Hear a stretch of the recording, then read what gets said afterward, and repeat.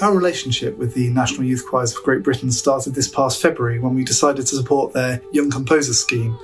That's a programme that offers 4 young composers aged between 18 and 29 a fully funded year-long programme of professional development, which includes the opportunity to write for each of the NYCGB's 3 choirs. It seemed like a great opportunity for us to jump in, not only because NYCGB is an organisation responsible for running choirs of the highest standards, but also because we share a common value, that of supporting young composers.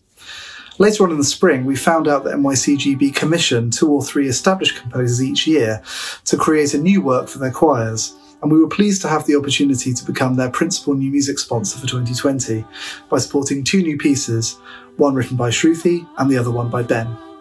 We're delighted to be able to support NYCGB's new music programme for this year. We're really excited to hear these wonderful pieces, especially recorded under such challenging circumstances. And we're looking forward to how our relationship can continue to grow in future years. It was an extreme honour to be able to compose this piece for the National Youth Training Choir. I had the chance to first glimpse their work up close when I was part of the Young Composers Scheme in its inaugural year. It's a fabulous program, and I was so lucky to get to know everyone at NYCGB through that program. And I had the chance to see them rehearsing with conductor Greg Beardsall, and I just loved the work that they were doing, their community as a choir, as well as the, intensity with which they work. So it was an extreme honor for me to be able to write this piece for the National Youth Training Choir. The new piece is called The Change We Need, and the text comes from various things I heard people say. So I have authored the text, but sentiments that have been expressed a lot, especially this past summer when it came to the inequities that were revealed by the pandemic and the resulting social justice movement, especially in the US, but felt all throughout the world. And what I kept hearing from people is that the youth will be the change we need, and that we're relying on the youth, which is a huge responsibility for the younger generation, the generation that's coming up to vote, and basically the generation of singers that we see in the National Youth Training Choir. But also an incredible feat if they will be able to change the world that we live in right now. So I was very, very inspired by this idea of youth taking on this change and changing the world to be what we want it to be. And for this is, as they're entering adulthood, this is becoming their world. It's something that they have ownership over. So how could we bring that to the forefront? The other theme of the piece is identity, which is the larger umbrella theme of the National Youth Choirs this year. Identity is a theme that means a lot to me personally. As an Indian American, I often think about my cultural identity and the diasporic community I have a big connection to, but also my national identity and being very, very strongly connected to that, as well as being someone who grew up in one place and then went to school in other places. And so with the choir, we worked together to find what identity meant to all of them. So in terms of the way the piece is structured, there are 3 soloists who are the fellows of this year's National Youth Choir Fellowship Octet. And they are singing a motif that is sort of in one particular style of music, one genre. And the choir interacts with that genre and also goes on a different sort of tonal journey. So we have quite a bit of bitonality in the piece, as the sort of identity of the piece is trying to figure out how to reconcile these 2 different styles, these 2 different keys, whatever you want to call it. And eventually, the journey of the piece is how we reconcile these different aspects of ourselves in a way that honors all the places we come from and the directions we're going in, especially when it comes to changing the world. So respecting tradition, but also moving forward and moving into a brighter future. One really special aspect of the piece is the fact that we composed it in this particular setting, and it was recorded by the singers on their own. So that definitely made an impact in the way that I structured the piece while composing. So the conductor, Greg Beardsall, and I worked a lot to find ways that this could be both a meaningful experience for the singers and not necessarily compromising on what they're used to in their usual courses. At the same time, maybe taking advantage of the fact that we're working with new technology and a new setting to create something that I hope is quite novel. In terms of working with an ensemble like the National Youth Training Choir, which is so skilled in what they do, I don't really feel that I have to change my approach in any way. I think what's really special to get to work with this kind of ensemble is that I know that I'll have time to come and speak with them about the piece, which isn't necessarily always the case in every setting. So that's really special, and therefore I want the piece to be meaningful for that reason. And we had an amazing conversation over Zoom, which I didn't even know that was possible to get into that much vulnerability and shared communal sense over Zoom, but the National Youth Choirs did it. And talking about what identity means to these individual singers, as I said, I have a very personal experience with identity, but with this particular piece, it was very important for me that the singers should feel some connection to the repertoire and see themselves in the piece. So I have a piece of myself in the piece, but it's a small one, and I would say that I wanted to make space, in this case particularly, for these singers to connect with it, so connect with the message and connect with the material. Another thing that was on my mind is the fact that usually when they're doing courses like this, there's a lot of repertoire that they do. I've had the chance to see it up close, and there's an educational component to it. So I tried to, within the context of the piece, bring in different styles, different repertoire, the kind of things that they would maybe be looking at, the variety of things they would be usually looking at, bringing it all into one piece so that the piece is not just the final product, but is an experience as well. I was so fortunate to have the opportunity to write this piece in Dorico. This was my very first outing with Dorico, and it was really, really exciting to get to try it and use this software to create this piece.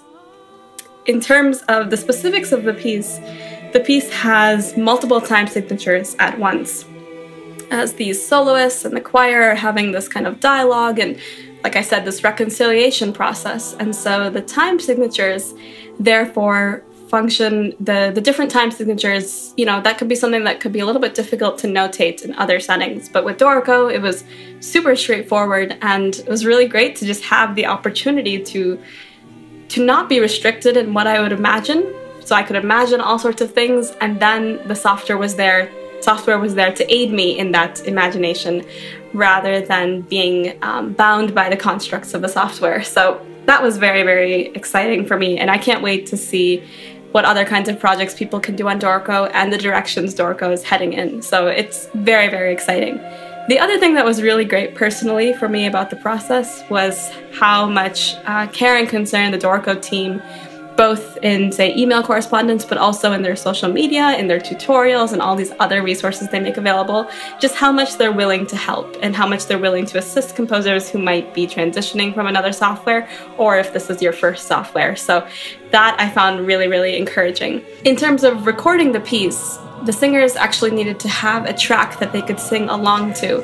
And this was what was really cool about Dorico that I haven't found with other softwares, was that actually creating a MIDI from the Dorico software using the audio capabilities of Dorico and the playback features and the different instruments that you have available to actually make a track that people wanted to sing along to, as opposed to other MIDIs that can sometimes not be very encouraging. This is what the singers were using to literally sing along to in this context. So that was super important to have, and I'm so glad we were able to do that with Dorico, to create, you know, a metronome track also, and to have a click that they enjoyed singing along to, and one that wasn't annoying or inhibitive in any way, but one that prompted them to sing.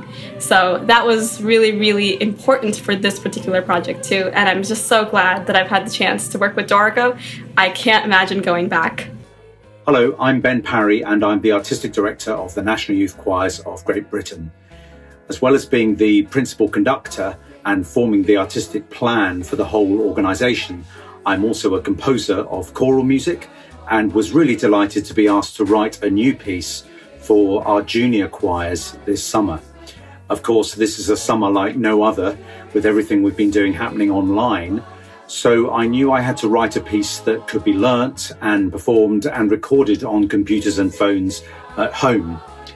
Our theme this year has been cultural identity, and rather than find some lyrics on Google to set them to music, I thought it would be really interesting to ask the choir members what cultural identity means to them.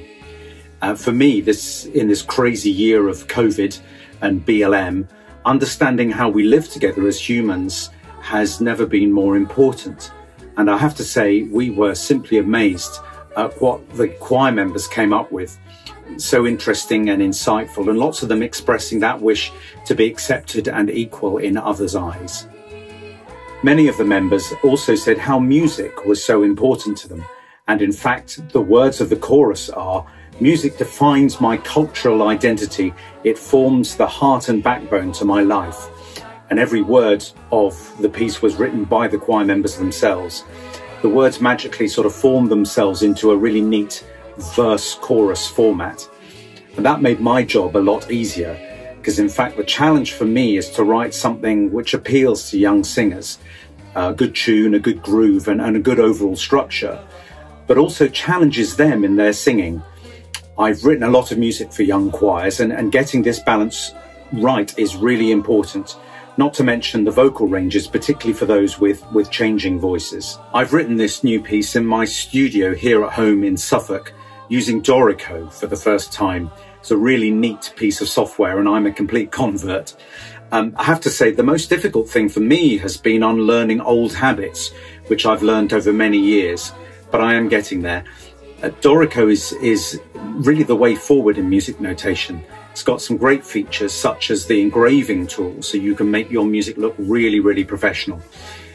Not only have the choir members recorded their vocal lines at home, but they've also filmed themselves doing all those things young people get up to in the summer holidays. And this forms the basis for a really great video of the piece. I think we're all tired of watching virtual grid choirs online, so this is something really refreshing and fun. We've added a funky piano, bass and drum accompaniment to the soundtrack, so I hope you find the song uplifting and positive.